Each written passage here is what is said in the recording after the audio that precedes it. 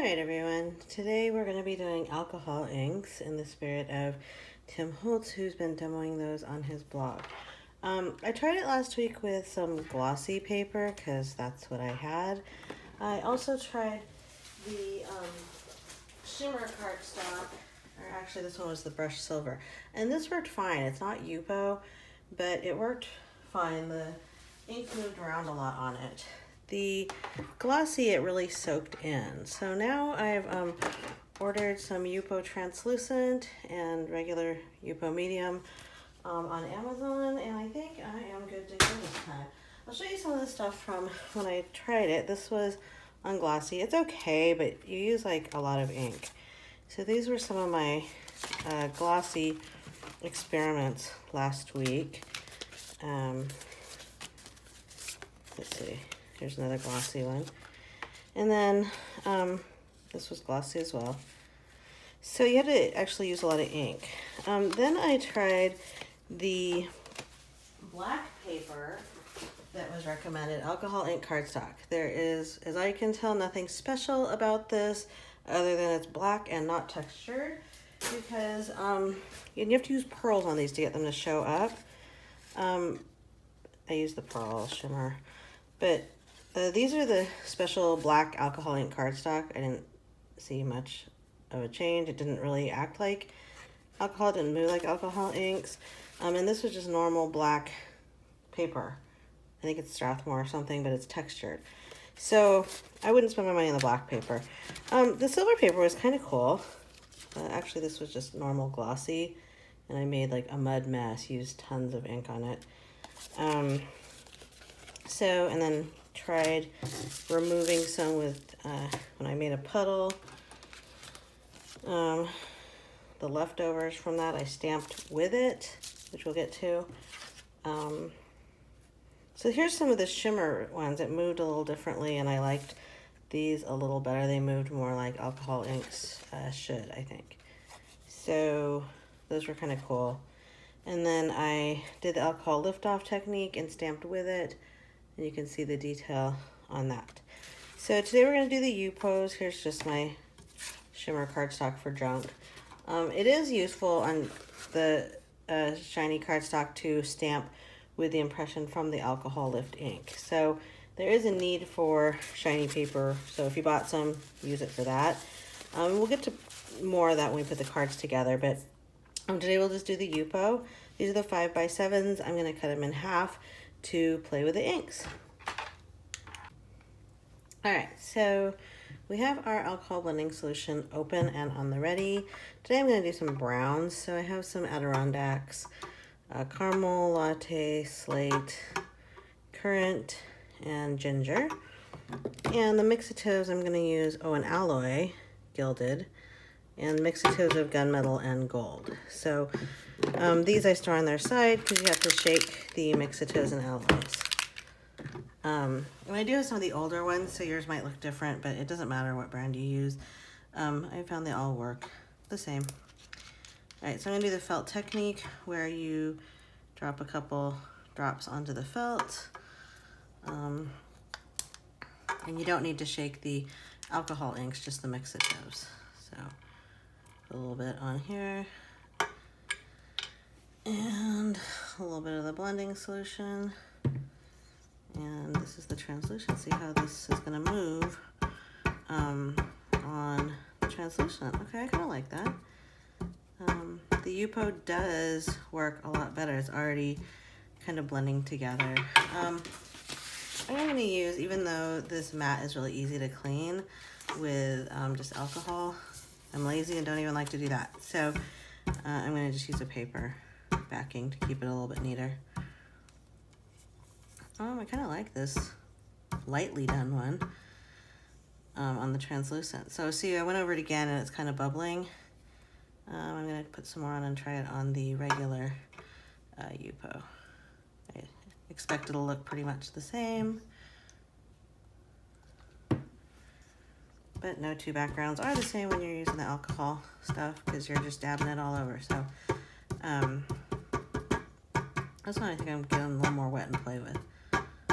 Okay, I kind of like that. There we go. And let's try a mixative. My gold's stuck, so I'm gonna mess with that one later. I'll try an alloy.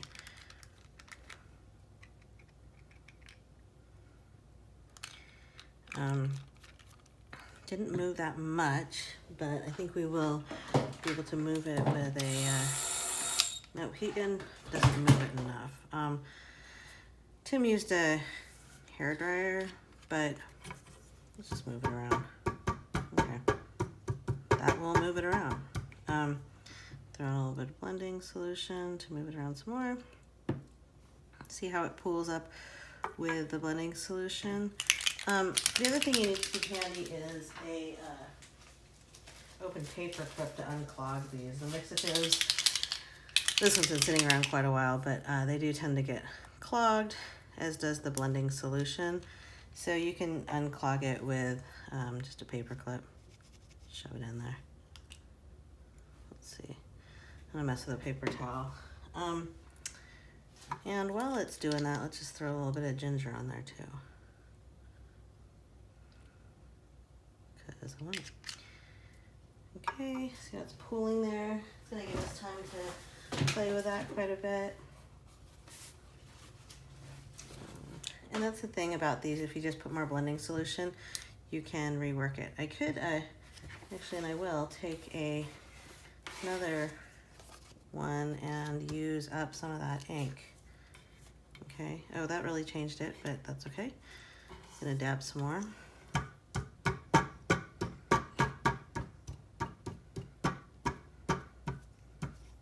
Gonna get the whole thing covered there. And now you can see it's kind of, now you can see the gold a little more. And then I'm gonna mess with this one some more. So that's the basic how you put stuff on, and we'll be back after we play a little bit more. Okay, I've decided my gold mixative's turned to crud, so I threw it out, but it's because it's been sitting around a while. But basically, because there's a little bit of grit in it or something, I probably contaminated it. But basically, you can just keep adding layers until you like the look of it. So there's no mistakes. If you don't like it, just add some more of something else until you like it. So that's the joy of Yupo, is it's plastic, really, not paper. So you can add more stuff. Okay. It looks like a hot mess, but it'll be okay. Trust me. So we're gonna leave that one alone to dry. But you can see they're pretty gold looking. This one's kind of cool. And we will make some more backgrounds. Okay, now this is the translucent one you saw that I got by dabbing the latte and currant on here with some blending solution. But you can also, this is translucent, dab right onto the paper.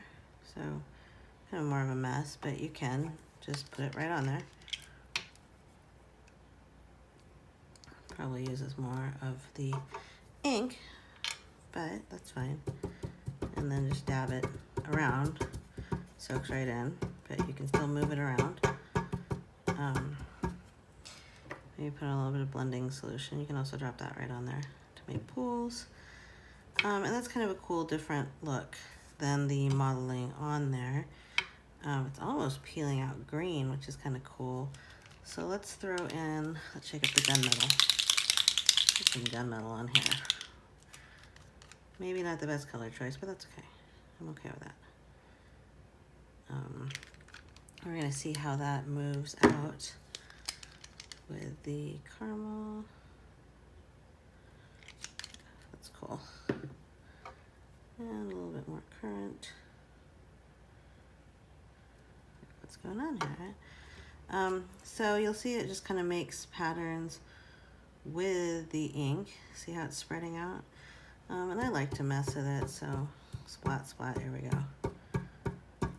I think it's cool to kind of watch the patterns evolve, but I'm a little too impatient for that. So you can dry it if you like what you see, or you can smoosh some more, add some more stuff. However you want to do that. I don't like that big brown in the middle, so put a little bit more of the currant on there. It's more currant. Okay, so if you don't like it, just splish more on there. Okay. And then also you can get this to move by, you can drop alcohol on it. I put some alcohol in a dropper, just isopropyl alcohol. Let's see what happens.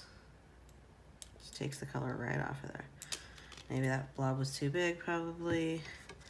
But that's how you can make some circles and blobs on there. Maybe I took too much ink off. That's okay. Keep going. If you don't like it, keep on moving. All right. So throwing on more color. It's like a disaster, but the point is you can put as much stuff on as you'd like because the paper is just made that way. See how this alloy is moving out? A little caramel on here.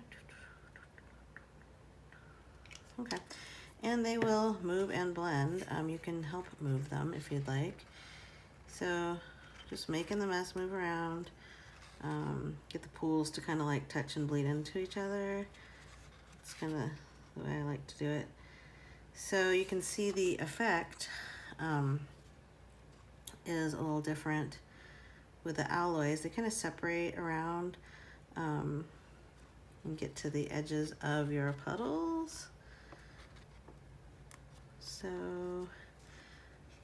yeah, you can do that, let it drip, let it wait. You can dry it with a heat gun. I don't like to dry it with a heat gun. I don't know.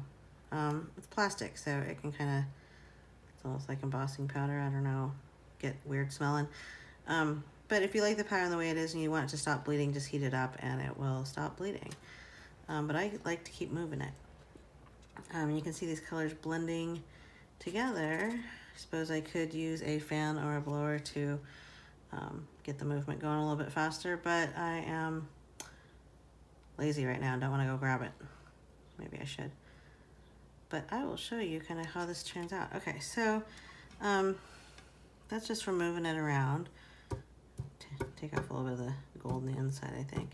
Some more on the outside. You can splance it around some more and keep that ink moving. See how it kind of, the ink will separate the alloy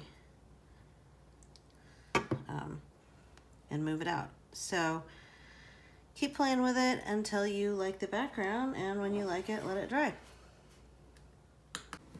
All right, so this one here is the translucent with just the dab technique on here, any color with alcohol blending solution, and I did 2 layers. You saw the layer before, and then I just added some different colors on top, and it kind of spread out. This one is with the Mixitove and alloy, gunpowder, and gilded, and this will be a great background for something.